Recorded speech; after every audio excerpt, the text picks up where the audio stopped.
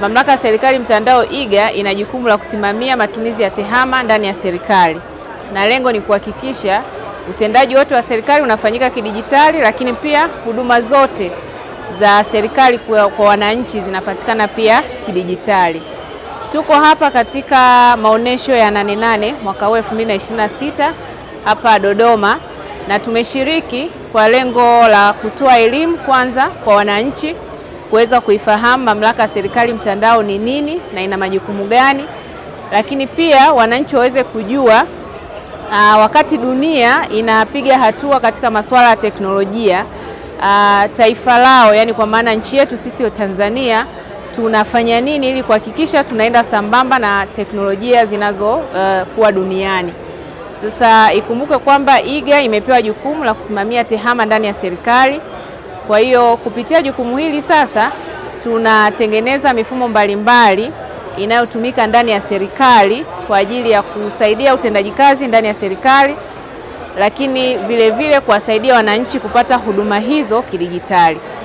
Sasa labda swali linaweza likawa kwamba kwa upande wa maonesho haya ambayo yamejikita zaidi kwenye kilimo, tuna mchango gani katika sekta hii ya kilimo?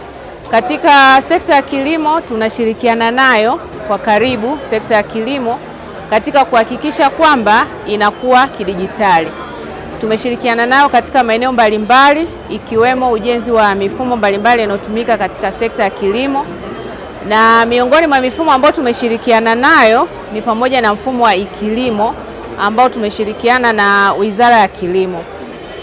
Mfumo huu unaiwezesha Wizara ya Kilimo kupata taarifa mbalimbali za wakulima, kwa maana kujua idadi ya wakulima, lakini pia ni kama dirisha moja la utendaji kazi katika taasisi zote zilizoko chini ya Wizara ya Kilimo, na vile vile inaisaidia kupitia mfumo huu unaiwezesha wizara kuweza kusimamia taasisi zake.